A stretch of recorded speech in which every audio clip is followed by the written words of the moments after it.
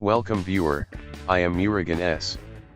This video tutorial describes how to sync sticky notes across devices in Windows 10. Type sticky notes in Windows search bar.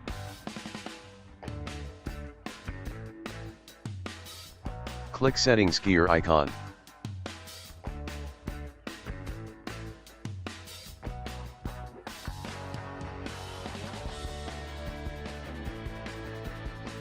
Click Sync Now under Help and Feedback.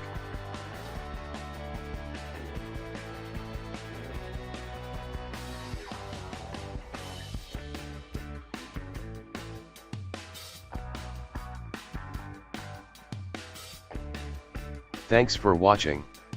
I hope this video tutorial helps to solve the problem.